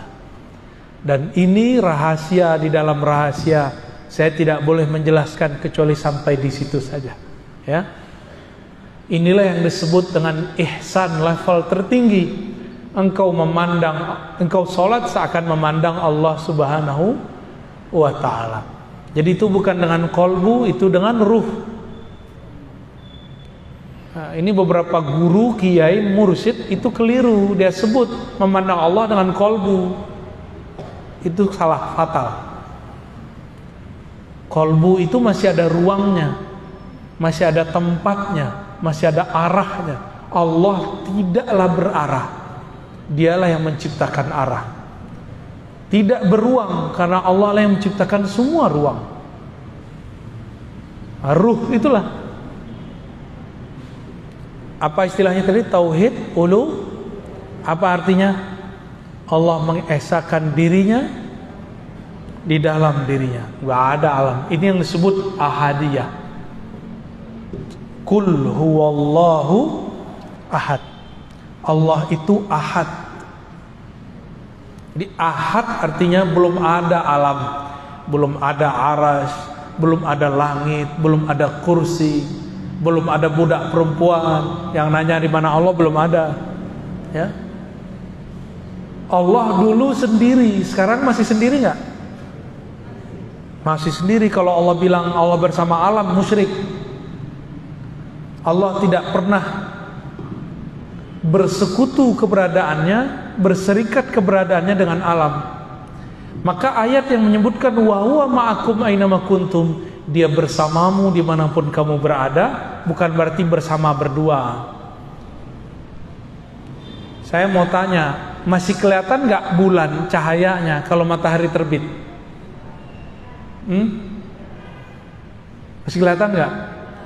Kita ini kegelapan, Allah itu cahaya. Masih ada nggak kegelapan kalau cahaya terbit? Allahu nurus samawati wal ard. Allah lah cahaya langit dan bumi. Kita ini langit bumi yang gelap. Allah cahayanya. Masih ada nggak kegelapannya? Udah nggak ada lagi. Ya. Maka tidak bisa digandengkan antara gelap dan cahaya. Kita ini gelap, Allah terbit dengan nurnya, hilanglah kita. Apa maksudnya? Jika Allah memperkenalkan dirinya kepada hamba, maka habislah hamba. Itulah makna kalam ulama. Siapa yang kenal diri, man arafa nafsahu arafa rabbahu. Siapa yang kenal diri, kenal Allah. Siapa yang kenal Allah, hilanglah dirinya. Man arafa nafsahu fana, man arafa rabbahu fana nafsahu. Ya. Siapa yang kenal Allah, maka dirinya binasa, dirinya tiada.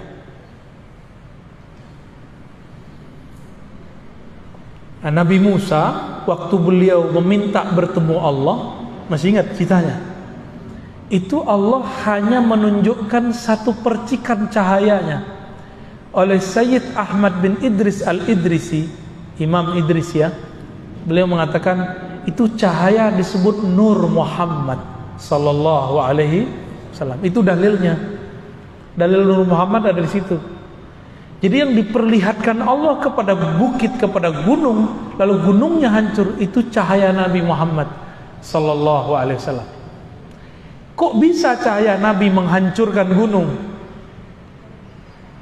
Masih ingat nggak ada ayat tadi surah Al-Hasyr ayat 22, sekarang ayat 21. Lau anzalna hadzal qur'ana ala jabalin la ra'aitahu khashi'an mutasaddi'a. Seandainya Quran ini diturunkan ke bukit, ke gunung, gunung hancur, binasa, tertunduk. Khashi'an mutasaddi'a. Nabi itu ditanya sama Aisyah, apakah akhlak Nabi? Apa jawaban Sayyidah Aisyah? Akhlaknya adalah Al-Quran. Al-Quran cahayanya cahaya Nabi. Nyambung? Nyambung nggak? Belum nyambung ya? Saya ulangi ya. Nabi Musa nggak sanggup melihat cahaya. Cahaya itu diperlihatkan ke gunung hancur. Tadi Sayyid Ahmad bin Idris al-Idrisi bilang cahaya itu namanya cahaya Nur Muhammad. Sayyidah Aisyah ditanya, Nabi Muhammad itu akhlaknya apa? Al-Quran.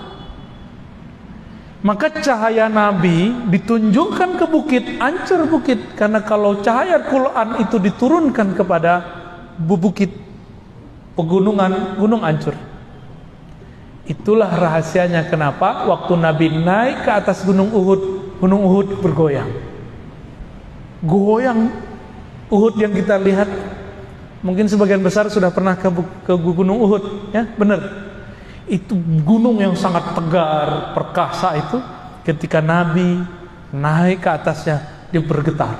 Karena Nabi itu adalah hakikatnya Al-Quran. Hakikatul Al-Quran, akhlaknya Quran, nur korbunya nur Quran. Yang dulu nurnya beliau jika diperlihatkan ke bukit hancur, berarti Gunung Uhud ini gunung terkuat di alam semesta, di bumi. Maka ulama kita menyimpulkan beberapa kalam Nabi tentang bukit Uhud, Gunung Uhud, bahwa Gunung Uhud ini ketika nanti kiamat terjadi, Gunung Uhud masih Allah pertahankan. Karena satu-satunya gunung yang bisa bertahan ketika ada Nur Muhammad ada, itu cuma Gunung Uhud. Jangankan Nur Muhammad, tubuh Nabi Muhammad ada di atasnya, gunungnya tidak hancur. Maka apa pelajaran di sini? Pelajarannya adalah jika ingin kita mati, tubuh kita nggak hancur, maka leburkanlah cinta kita, baik kolbunya ataupun pikirannya ataupun jasadnya kepada Nabi Muhammad sallallahu alaihi wasallam. Kalau sudah lebur cinta fisiknya kepada fisik Nabi Muhammad, udah lebur akalnya dalam akal Nabi Muhammad, kolbunya dalam kolbu Nabi Muhammad, maka nanti jasad kita Allah tahan, gak akan hancur. Inilah rahasia kenapa jasad tidak hancur di dalam kubur. Jadi gak mesti orang hafiz Quran, ya, orang yang di kolbunya ada nur Nabi Muhammad, itu Allah tahan itu bumi, gak akan merusak ya. Innallaha harrama 'alal ardi an ta'kula ajsadal anbiya. Allah mengharamkan bumi untuk merusak tubuh para nabi. Kita tambahkan dan pewaris para nabi, ya, yang di dalam dirinya ada nur itu. Oke, barangkali itu tauhid, ma'rifat al-muwahhidin, ma'rifatnya ahli tauhid yang bisa kita pakai minimal sampai di level 2. Tapi saya tidak menyarankan minimal sampai level 3, ahlul akal minimal, ya. Baru kemudian Allah akan bimbing ke level keempat sampai level ke-5. Barangkali itu yang dapat kita sampaikan. Mau tanya jawab? Oke, baik, silakan.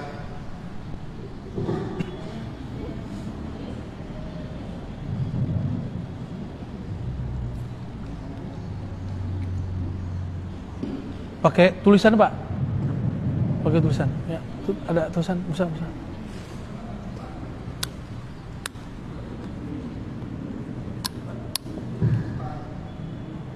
Ya, pakai tulis aja, Pak.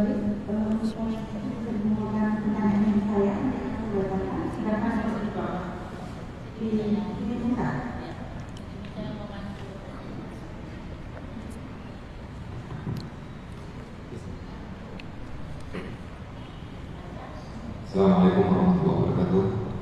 Alhamdulillah wassalatu wassalamu ala rasulillah. Terima kasih banyak kepada guru kita Buya Dr. Ar-Razi Hashim yang sudah memberikan penjelasan tentang ma'rifat al-muwahhidin, ma'rifatnya orang-orang yang bertauhid. Sekarang kita masuk ke sesi tanya jawab. Saya akan pilih pertanyaan-pertanyaan yang sudah diajukan, yang sudah dituliskan di kertas. Panitia sudah menyediakan kertas jawaban, ujian. Kayak mau ujian aja, Musa.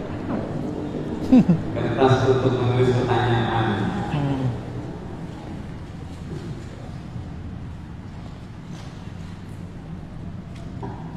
Ya. Pertama mungkin ini yang sederhana dulu, yang meskipun sederhana ini kayaknya penderitaan banyak orang. Bagaimana caranya memulihkan kembali kolbu yang sudah kotor? Memulihkan kolbu. Mungkin maksudnya dengan memulihkan kolbu yang kotor itu tahapan untuk meningkatkan. Baik. Cara memulihkan kolbu itu mudah ya. Jika dia kotor cukup diistighfarkan. Tapi sebutkan apa masalahnya. Ya Allah, ampuni kami, ampuni kolbuku karena habis melihat yang gak benar, habis emosi, habis marah-marah. Sebutin. Baru kemudian selesai kita sebutkan semua kesalahan kita tutup. Ataupun dari yang tidak kami sadari, gitu ya. Dari kesalahan yang kami ketahui ataupun yang tidak kami ketahui, yang kami sadari ataupun yang tidak kami sadari, gitu. Lalu yang kedua, ini masuk ke hadis Nabi. Nabi mengatakan jaddidu imanakum biqauli jaddidu imanakum, perbaharui imanmu, hadis Imam Ahmad. Lalu sahabat bertanya, bagaimana caranya wahai Rasulullah? Nabi mengatakan aksiru min qauli la ilaha illallah, perbanyak lafaz la ilaha illallah. Maka dari tadi saya selalu menyebutkan caranya pakai la ilaha illallah, enggak ada lebih. Cuma itu caranya, tangganya cuma itu kepada Allah. Seorang munafik pun aman dari status yang berbahaya itu karena lafaz la ilaha illallah. Ya. Bedanya kalau la ilaha illallah untuk menyegarkan kolbu, matanya dipejam, ya, pikirannya diistirahatkan, lidah membaca dimulai dengan kolbu. Kolbu dulu yang baca. Itu cara menyegarkan kolbu, ya. Barangkali itu. Pertanyaan berikutnya, untuk mendapatkan rasa keesaan Allah Subhanahu wa taala bila melihat kita Allah tidak mudah. Lalu bagaimana cara agar rasa itu ada? Gak usah ngelihat ke gunung, ke pohon, kejauhan, lihat ke kita aja. Ya. Bapak Ibu ini saya sering nanya loh di luar, dan pertanyaan ini sering dilupakan. Itu satu helai rambut yang ada di tangan, di kepala, kita yang numbuhin atau Allah? Allah. Sudah dapat tauhid udah. Ini yang sudah ubanan nih, bisa nahan nggak keluarnya uban?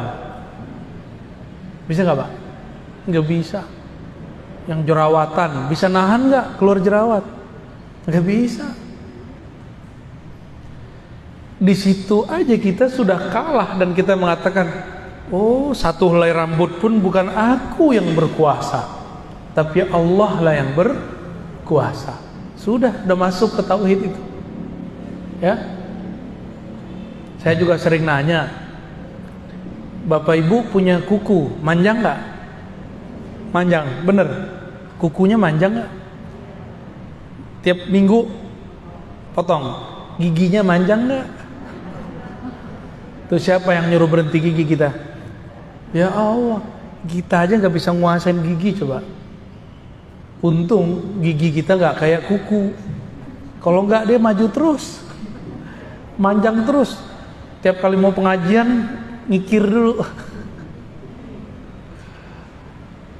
Jadi tubuh ini bukan kita yang berkuasa, yang berkuasa Allah Subhanahu wa ta'ala. Itu udah masuk tuh tauhid. Jadi nggak usah ke gunung, ke Bogor, kelamaan kena macet dulu. Ya. Ya. Yang gampang deh. Ambil biji jagung, ambil biji cabai, aduk-aduk. Ntar salah tumbuh nggak? Salah nggak tumbuhnya? Enggak, nggak bakal. Yang biji cabai pasti tumbuhnya cabai. Yang biji jagung pasti tumbuh jagung. Nggak ketuker. Kalau kurang percaya lagi, yang mirip itu kan padinya, padi ketan sama padi beras. Aduk aja tuh, mirip. Ntar tumbuhnya beda nggak? Tetap beda. Begitu Allah nggak pernah salah dalam mencipta. Maka Allah nggak akan pernah mengirim rezeki. Rezeki baik namanya rezeki jodoh, rezeki uang, rezeki sehat, ya. Jadi Bapak Ibu ini jodohnya nggak akan ketuker. Saya pengennya sama dia, kok dia yang dapat dia? Itu nggak bener begitu ya. Kita tidak akan pernah ketuker jodohnya, nggak akan pernah. Walaupun suami istri, rezekinya nggak akan pernah ketuker juga. Rezeki istri ya untuk istri, suami untuk suami, anak ya untuk anak, nggak akan pernah ketuker. Kalau suami istri aja nggak bisa ketuker, gimana sama tetangga? Biar gimana dengan teman kerja? Nggak akan ada namanya rezeki ketuker. Kalau begitu muncul nggak sifat iri? Kalau sudah paham begini, kalau sudah paham bahwa rezeki tidak pernah ketukar, muncul nggak iri? Nggak bakal ada iri. Orang iri dengki karena dia tidak kenal kepada Allah Subhanahu wa Ta'ala, ya.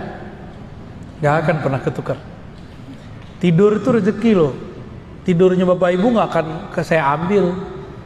Makanya orang-orang kalau udah ngantuknya datang, mau di depannya ada bom nggak bangun-bangun dia. Oke, lanjut. Sebelumnya Bapak Ibu karena banyak pertanyaan dan itu kita pilih tidak semua pertanyaan akan dibacakan, dan beberapa pertanyaan di sini juga sebenarnya sudah sering dibahas sama Buya, mungkin nanti untuk pertanyaan yang diajukan ternyata tidak nyata bisa mungkin dicari jawabannya dari Buya sebelumnya. Nah, di sini pertanyaan berikutnya ya, terkait dengan tauhid musyahadah. Di mana tauhid musyahadah tadi ada dua macam, musyahadah rububiyah dan musyahadah uluhiyah. Di sini penanya mungkin kelihatan masih bingung tentang musyahadah uluhiyah. Ketika Allah bermusyahadah dengan dirinya pada dirinya, lalu peran manusia ada di mana? Udah nggak ada manusia, ya. Kullu man 'alaiha fan. Ya. Semua yang ada akan binasa. Jadi binasakan dulu, matikan dulu diri kita sebelum mati, baru tahu tuh rasa itu. Jadi kalau akalnya masih kritis, kolbunya masih mencari-cari, belum nggak akan dapat rasa itu. Ya, itu rasa dikasih sama Allah. Jadi yang nomor terakhir musyahadah uluhiyah dan rububiyah itu anugerah dari Allah. Tapi anugerahnya kalau ketemu Nabi Muhammad atau ketemu wali al-ghaus namanya. Wali pangkatnya paling tinggi. Karena ini makomnya beliau, makomnya Nabi dan pewaris-pewaris beliau itu. Kalau nggak ketemu mereka nggak akan pernah dapat. Paling cuma dikasih wirid-wirid aja sama guru, sama kiai. Malah nih sekian, gitu aja paling. Nggak akan dapat lebih. Tapi kalau ketemu dengan Al-Ghaus, wali yang lebih tinggi dari semua wali, yang kolbu dia plok copy paste kolbu Rasulullah, ya, seperti Syekh Abdul Qadir Jilani, Sidi Ahmad Rifai, ya, Abul Hasan Syazili, Ahmad Tijani, itu mereka kolbunya itu. Maka murid-murid mereka mengalami hal itu. Ya, kalau di akhir zaman ya Al-Ghaus akhir zaman sampai nanti Al-Imam Al-Mahdi, ya. Jadi itu anugerah dari Allah, nggak usah dipikir-pikirkan.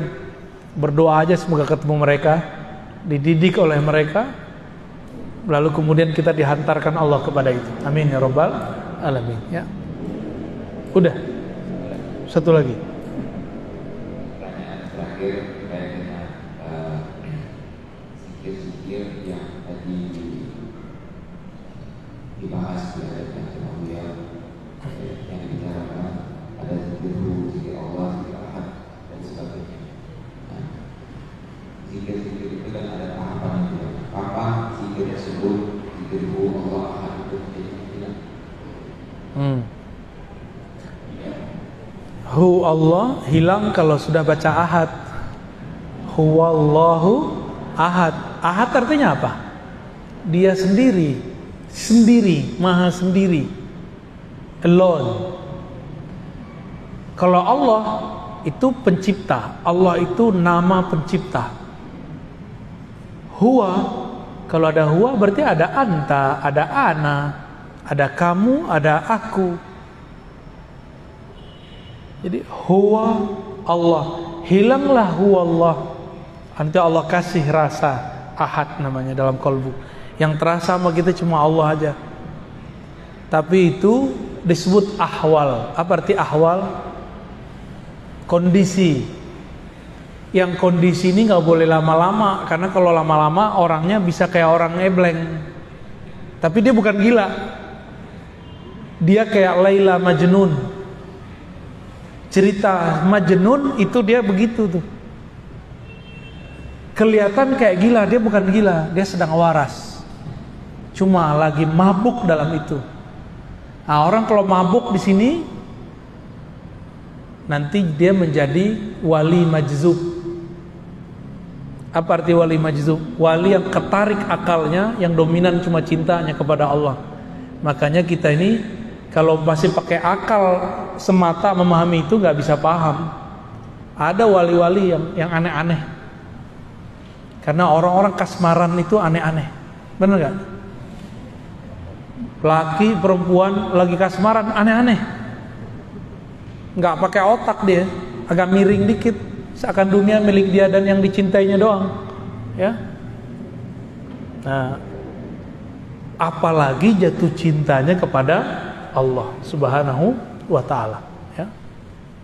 Jadi itu hanya terjadi pada orang yang zikir, para muhibbin, orang-orang cinta kepada Allah Subhanahu wa ta'ala.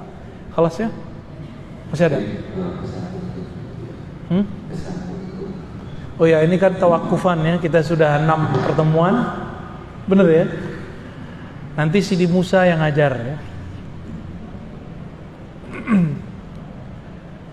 Pakai kitab apa yang udah? Aqidatul Awam sudah sama Habib Geis? Belum ya? Habib Geis ngajar apa? Aqidatul Awam.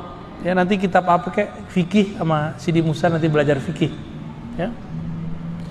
Bapak Ibu, beruntung di masa seperti ini kita masih waras, masih mau ngaji. Ya. Banyak orang yang nggak mau ngaji sekarang. Padahal obat pandemi ini bukan hanya divaksin, dibawa ke rumah sakit, enggak.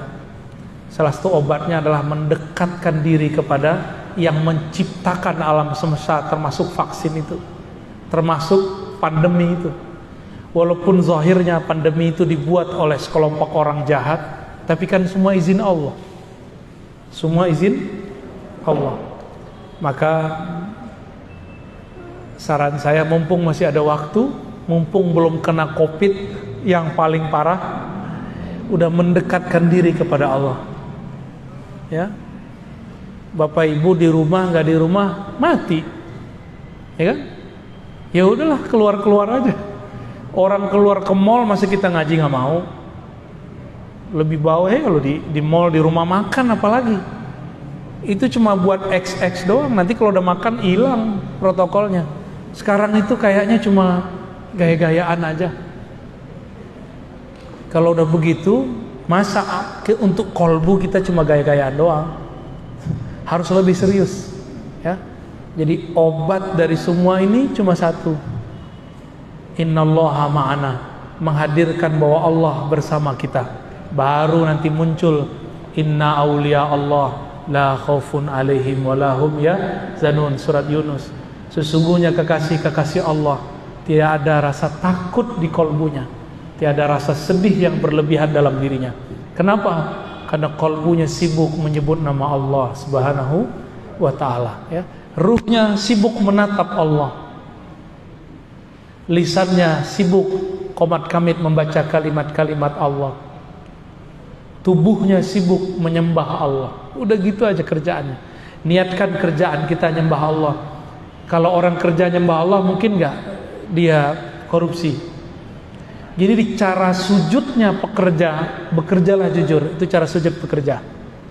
Pedagang, ya, jangan korupsi waktu, korupsi uang. Itulah cara sujud orang yang bekerja. Cara sujudnya pemimpin berbuat adil. Jadi kalau ada pemimpin adil, itu oleh orang yang mata batinnya tajam, kelihatan tuh sujud. Kelihatannya sujud. Kalau guru seperti saya, dosen, itu tulus. Berat tulus itu, Bu. Berat, serius. Amplopnya tipis dikit tuh mulai berkata-kata tuh. Serius. Ini yang kemudian kita digampar-gampar terus sama guru kita dari dulu. Ditata terus supaya nggak berubah kolbunya, mau itu tipis ataupun tebal. Kan dari Allahnya sudah ada. Kan Allah yang ngasih rezeki. Ini para guru nih, kalau paham bab ini, dia nggak akan terlalu galau. Bahkan kalau dia ngajar suatu tempat nggak dikasih honor, dia biasa aja. Pasti di tempat lain dilebihin. Begitu aja terus, ya. Cuma kadang-kadang guru ngaji aja kadang-kadang keyakinan dia kepada rezeki Allah masih dipertanyakan. Dan saya tidak sedikit bertemu guru ngaji, Tuhannya bukan Allah lagi, tapi orang kaya yang biayain dia. Itu sering kejadian. Jadi kolbunya itu sudah nggak bergantung kepada Allah. Nah, untuk Bapak Ibu yang diberikan kemapanan, bergantunglah kepada Allah yang Maha Mapan. Ke guru bukan bergantung, ke guru itu bersanad. Apa arti sanad? Kita menyandarkan ilmu,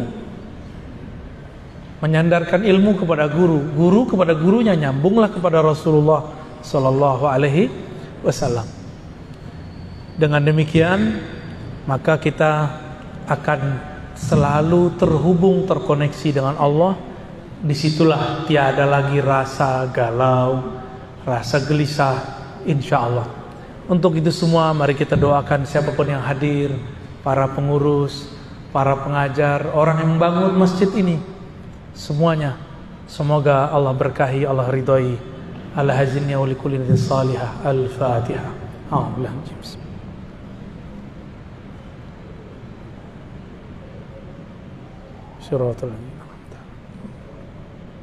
Alhamdulillah Rabbil Alamin. Baik Bapak Ibu, mohon izin, ya, mohon pamit. Assalamualaikum warahmatullahi wabarakatuh.